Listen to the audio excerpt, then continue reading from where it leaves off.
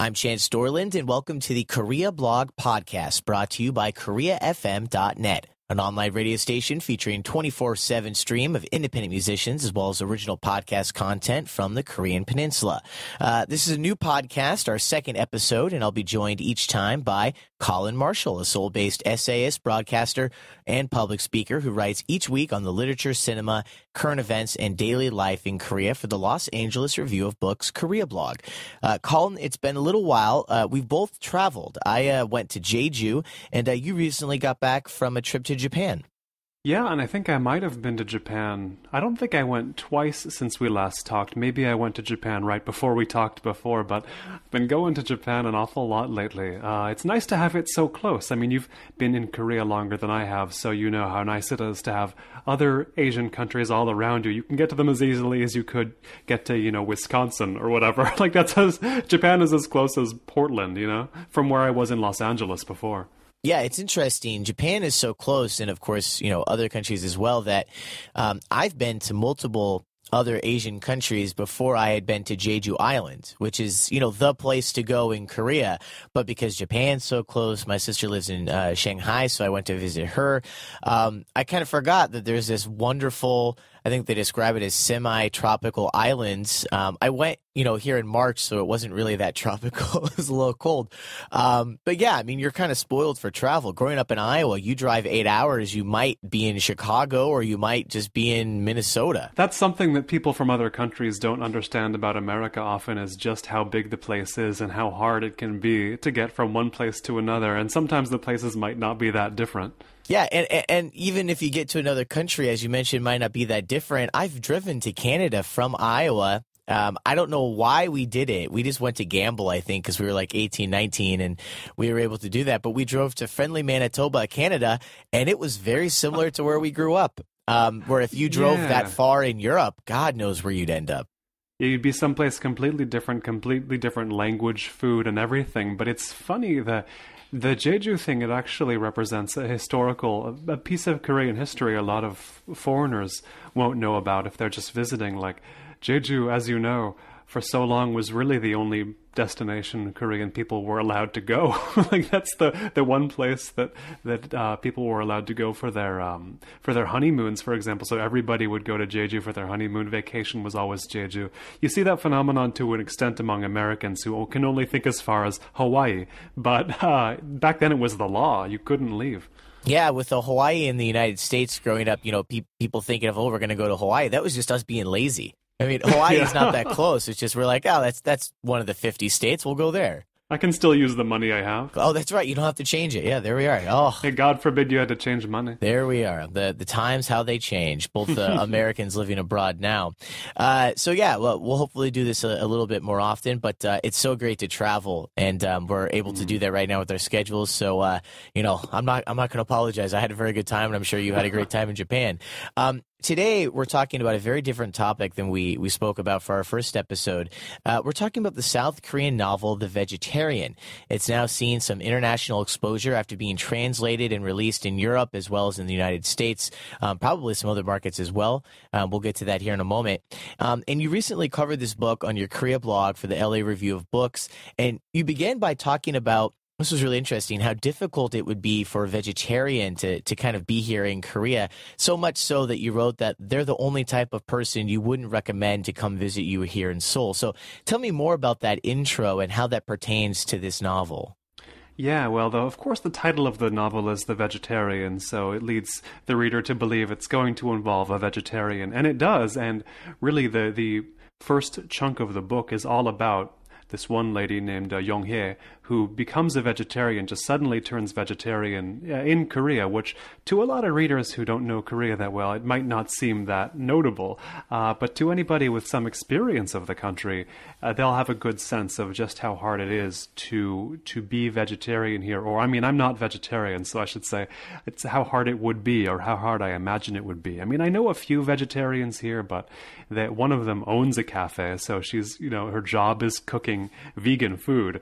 She's actually vegan, so she's. It got so bad that she had to start her own cafe. I think that's part of it, yeah. And then another. I know a guy in Busan. He's actually a pretty well-known academic who's also vegan, and I think he just eats at home a lot and eats, Indian food. I think is really the key. They can make vegan food for you, but there's other places like this. Japan has its own problems. From what I understand, Japan is a bit more accommodating to vegans and vegetarians. But Korea, though, that way of life hasn't really...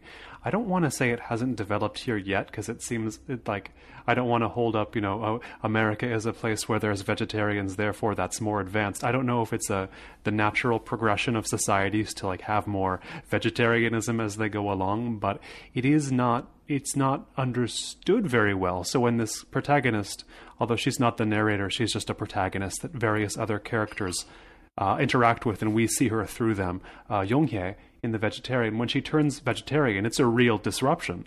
And part of the challenge of this novel in English, I think, is to convey why it's a disruption. Because really, if you turn vegetarian in America, even in a conservative place, nobody's going to look at you funny. I mean, I assume that Iowa is where you came from is not... I gotta say, maybe I'll be a little contrary here. I was a vegetarian for 3 years in college, and this started my senior year of high school.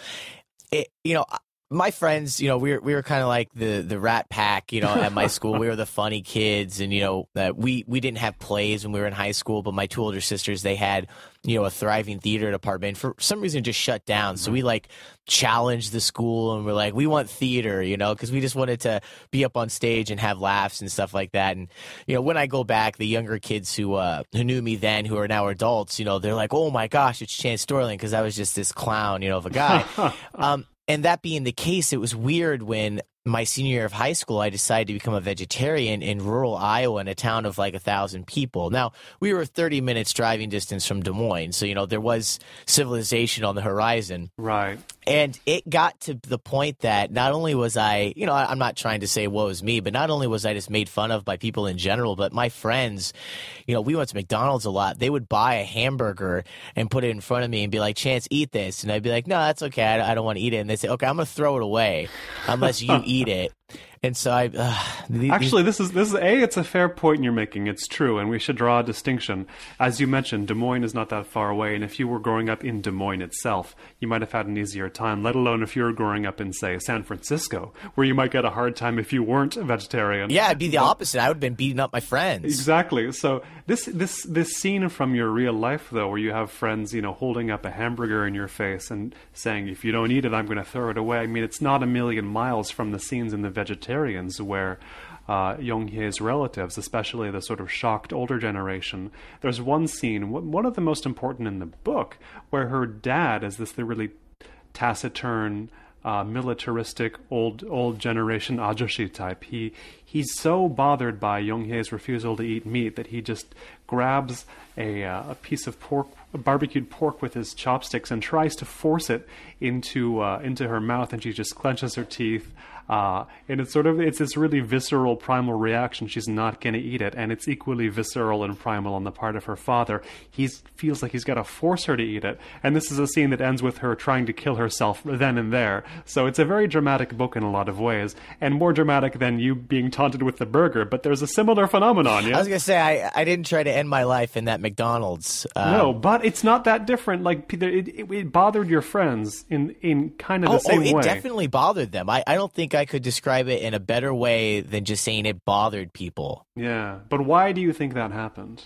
I was like this bleeding heart liberal growing up in my small town, but then when I went to school in Boston, I was in a lot of ways much more conservative than some of my friends, where I went to school at Emerson. So it was just hard to be a little different. And like I said, not saying woe is me, but now looking back, it was hard to be a little different. Yeah. Right. It depends on what different is changes depending on the context. So it's funny because it's one thing if you're from, say, Iowa, or you're from Korea, and you're expected to fit in with the norms. But really, with a situation like we have, where we're visible foreigners here in Korea, we're never gonna. No one expects us to fit in. No, people don't really want us to fit in. Oh yeah, you're really hitting them out of the park today, Colin, with these descriptions. Living as an obvious Westerner, Caucasian, fellow here in Seoul, there is this general lack of an expectation for us to fit in, so much so that I had to go to the doctor recently, and my name is Chance Dorland, but I've lived here for a couple of years, so my official name on like Korean documents is Do Chan-soo, because when you write Chance Dorland in Hangul, it's like Chance Dorland, and there's a double L, which then I got a credit card that my name was spelled incorrectly, even though I gave them my passport because they just didn't look at one. So I just decided to change my name to something that was a little easier. When I go to the hospital, everyone thinks I'm Korean, and they're so blown away, and I can speak a little bit of Korean, and then they say, "Do you eat Korean food?" Oh, the same 20 questions. Yeah, I only eat Korean food. They go, "Oh my gosh, you speak Korean? You only eat Korean food? You're like a Korean man." And the reason that's so astonishing to them is because there's such a lack of effort on the part of many Westerners, but there's no idea, in my opinion, of Koreans that we should have to adapt to their lifestyle. Yeah, it goes two ways, definitely. And being a Westerner here, my instinct is to complain about other Westerners and say, oh, why don't? Often it's for me because I came here in large part because of an interest in the Korean language. So it often bothers me to see people who've been here 10, 20, 30 years who have made very little effort to learn the language. But that is also, they always say the same thing, which is that the expectation is pretty low as well on the part of Koreans that you will speak it. So when you have both of those forces working together, sort of an unwillingness on the part of some Westerners to learn it, but also a lack of expectation that they will, it's not going to happen on as large a scale as it does among expats in, say, China. You mentioned you have a sister who lives in Shanghai. I would imagine she speaks decent Chinese.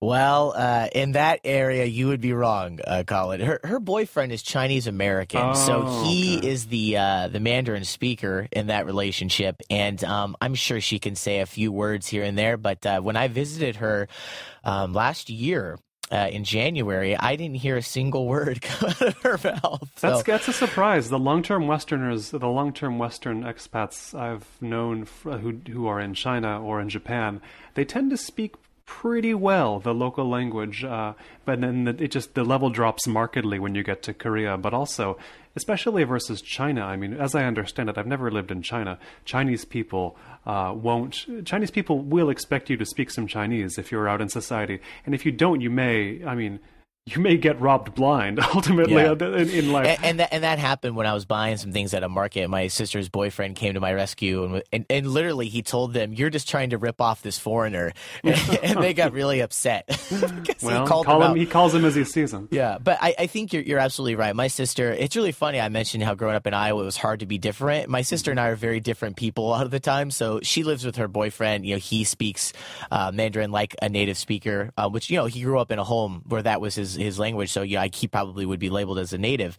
So she's able to take advantage of that. But I have friends from college who live in China. I have a very good friend from college whose brother has actually become kind of like this YouTube comedy star. He does stand-up comedy in Chinese language. Wow. He had a Fulbright there, and so he learned the skills and he decided to stay. So I think you're absolutely right. Just my experience of expats in China and Japan versus Korea, pretty large disconnect in language here in Korea versus the other two. Yeah, and language is only part of it. I mean, it's as we're using it in this conversation as kind of a proxy or a synecdoche for the various ways in which you're not expected to adapt to Korean life. So a vegetarian foreigner is actually not weird because to Koreans it seems like, because you're already kind of weird as a foreigner. Yeah. So if you turn vegetarian or come as a vegetarian, you will have an inconvenient time in Korea. You could live here. People make it work. But I don't think you'll be thought of as any weirder by Koreans. But if you are a Korean and you have a very traditional family, and there are, of course, non-conservative families as well who won't be bothered by this. But for the most part, I think the situation will be, if not as dramatic as Young-hee is in The Vegetarian, you'll make some waves, and you won't want to make those waves either. I mean, not getting in trouble is a big part of life here. Exactly. And so to return to this vegetarian, nice side note that we had, that was a lot of fun. But yeah, getting back to the vegetarian, as I mentioned at the top, it's getting quite a lot of attention.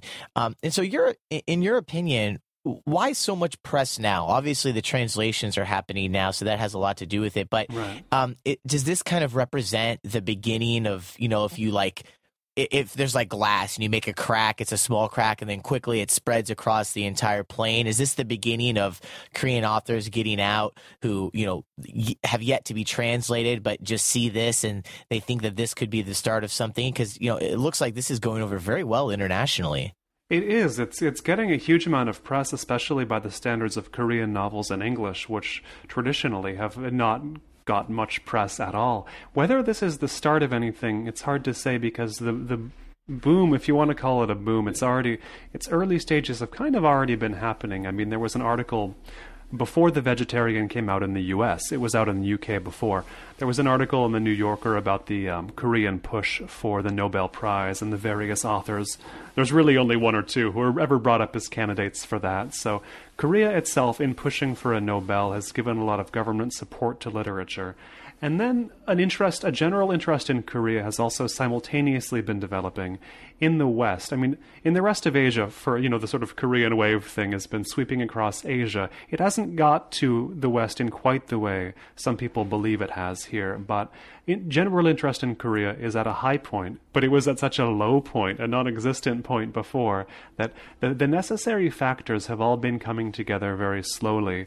And it's not like there's any kind of craze developing from what I can see, but the interest has never been higher in things Korean, and literature in Korean. There's more than ever that's out now.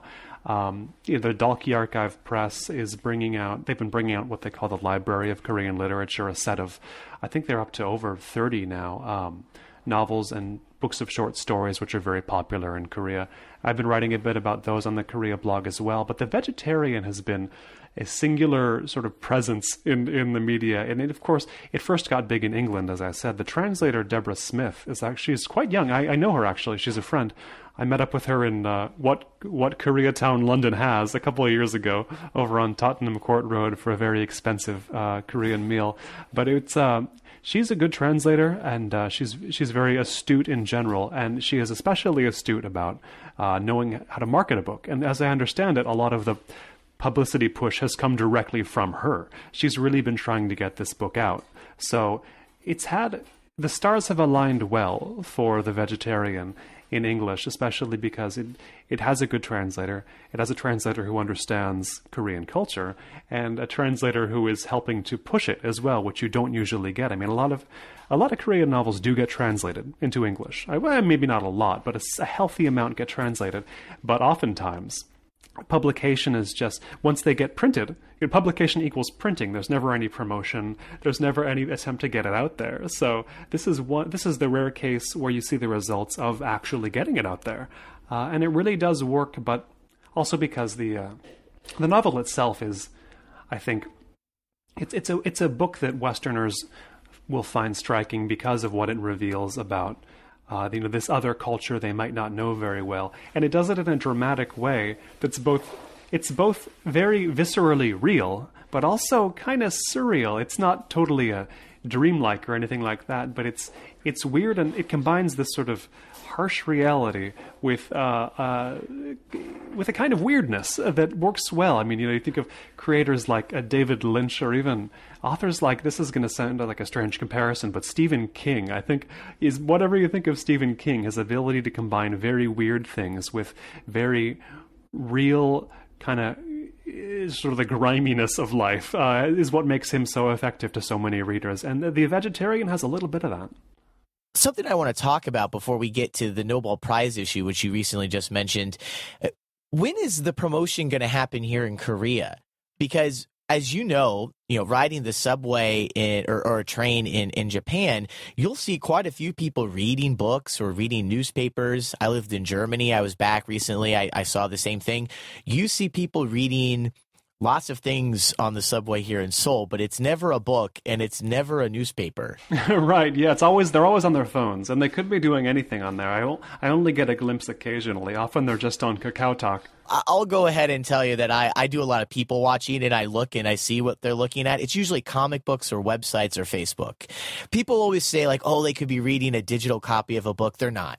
I always check because I want to call people out on this. Koreans just don't read their own authors. Yeah, there's that's you don't see a lot of evidence of it in public life in that way. But then it's weird because I was just yesterday checking out a branch of Aladdin, which is a bookstore I like because they sell used books here in Korea. So whenever I want a Korean book, I look at Aladdin first, and I found a branch close to where I live here in Sinchon, and it was the middle of a Sunday, and it was packed. I mean, the place was full of people buying books, and enthusiastically, I might add. And you look at the actual... I like that. They were enthusiastic. They were enthusiastic, as Koreans can be.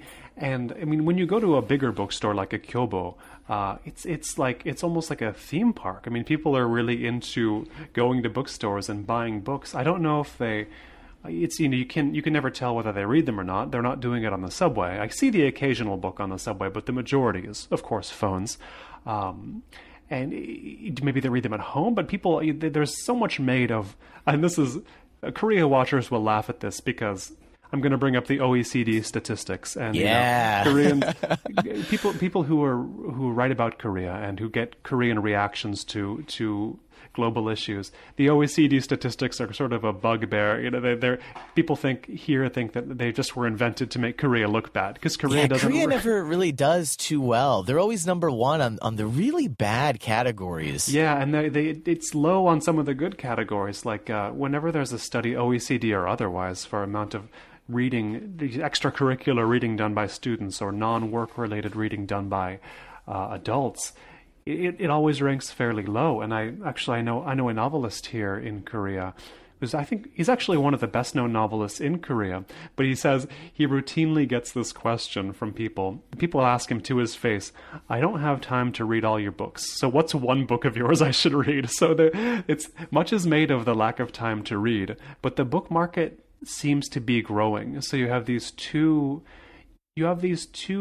seemingly incompatible trends. But also, I mean, if you really think about the history of the country, they've got to have more time to read than before. It makes sense that during the Park Chung-hee days, people didn't have a lot of time to read. But now, I mean, there seems to be a bit more flexibility, even if it just means people there's not as much work to go around, right? So what are you going to do with your time? Maybe reading is a solution there. Yeah, and I like Korea. You know, I think we both like Korea. We choose to be here. So I'm not trying to kick Korea while it's down. Maybe people are reading at home, but it's just this is a really obvious difference. Even in the States, when I went to school in Boston or where I lived in New York, never took any public transportation when I lived in L.A. L.A., you have some room to improve. Well, they're getting there. Expo line opens in May. You're getting there, slow but steady. LA, I'm a little bit of a fan of LA. It's okay, and I know you're a big fan of the area. But yeah, I would love to see more books here on the subway, and I would love to see people, reading like a Kindle-like device or something like that. But it's such an obvious difference. I don't think I've ever seen anyone reading a newspaper on the subway here in Seoul, other than maybe like a 55 or older, gentleman in a suit who would read probably like, the business section, something like that. Right. But one of the reasons why this is important is because, as you mentioned, Nobel Prize. This is something that's getting a bit of a push here in Korea. Never won the Nobel Prize. There's been a lot of talk in the last couple of years, perhaps because Japan has been able to bring some down, and there's always, some competition there. I've heard of talk about getting more translation of Koreans' work out into the world, but as you mentioned, that's been happening, maybe not promoted, but it's been happening. And I even read an article where someone high up on this process of trying to get Korea a Nobel Prize said that the Nobel Committee should just learn Korean.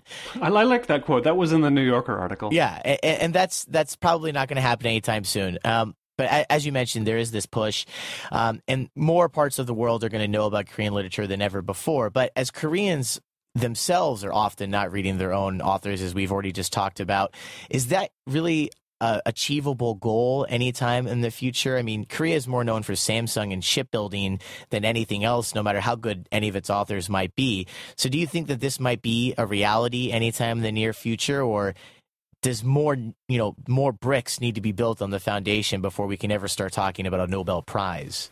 Well, the funny thing is, you mentioned Japan, and whenever it seems like it might be Japan's turn for the Nobel, everybody talks about Haruki Murakami, who's probably, I would say he's the most internationally popular novelist alive. And his name keeps getting brought up. There's always murmurs whenever it seems like Japan might get a Nobel for literature. It might be Murakami, and it never is. Or at least so far, it hasn't been him. But the important thing to remember about why his name keeps coming up is because, unlike many Japanese writers, he writes with a very deliberate international outlook. His writing in Japanese, the translators will tell you, even in Japanese sounds like it's been translated from English. So it's sort of it's written with at a language level. It's globally written. His cultural references are often non-Japanese. Often they're American. So Murakami is this figure where he seems like a promising Nobel candidate. I would think, in large part, because of his deliberately international writing. Now, there's not a lot of Korean writers who are writing deliberately internationally. I mean, Deborah Smith herself, the translator of The Vegetarian, in one article she had this quote, which gets to a lot of the point here. She says, unlike many Korean books, many Korean writers, many Korean novels that are too inward-looking to travel, The Vegetarian, it's not so tied up in Korean self-examination. I mean, it's definitely a critique of Korean society on a lot of levels, but it's not so deep into, I mean, if you were negative about it, you could call it, it's not so navel-gazing as some Korean novels. It's not so wrapped up in the condition of Korea that an outsider, that a foreign reader can't find their way in. So it's a lot of it, I would guess, is contingent on that. And I mentioned Kim Yong-ha. I think I mentioned Kim Yong-ha without naming him, but in any case, Kim Yong-ha is he's got a few books out in English from major publishers. It's like Black Flower, Your Republic is Calling You, I Have the Right to Destroy Myself. He's become, I think, the best known, at least of the underage 50 novelists in Korea, become the best known internationally.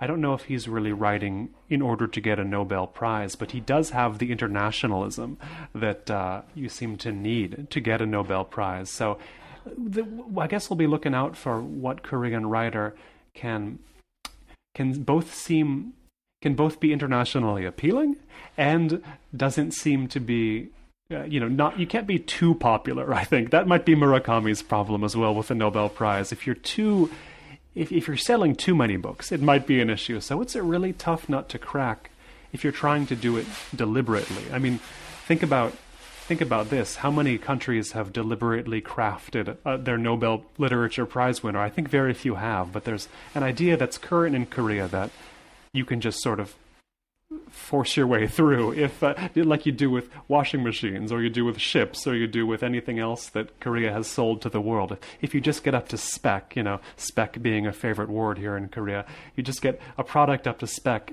it'll crack the problem, and it'll gain the country recognition, but that might not be the best way to go about it. Again, this is something experts will cover. They covered talked about in the New Yorker article. So I'm not the first one to say it by any means. Yeah, I've heard that before, but just as you mentioned it now, it kind of makes me think that maybe this won't work out as I planned it. But Psy, yes. The Gangnam Style breakthrough artists who brought basically K-pop to the U.S. because no matter what you say, K-pop is really not that popular in the U.S., but everyone knows what Gangnam Style is. I was in the Peace Corps in Colombia, and the first time I heard Gangnam Style, they had a remix in front of like a store in my neighborhood. Some guy was just kind of freestyling to Gangnam Style, and there was some nice local beats added. But no one predicted that.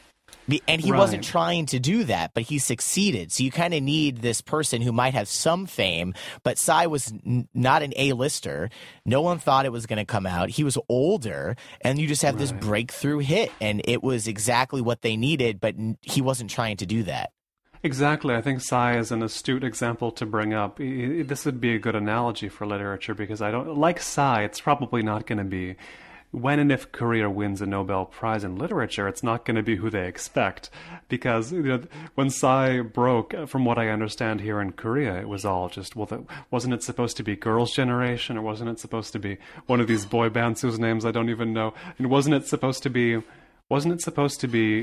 one of the artists, one of the groups who had been deliberately groomed to do this, whereas Psy was really not. I mean, he definitely has. Looking back, in retrospect, we can see the advantages Psy had in breaking an international market, in becoming a phenomenon. But because that wasn't the stated goal of Psy, he was not expected to become what he has here in Korea.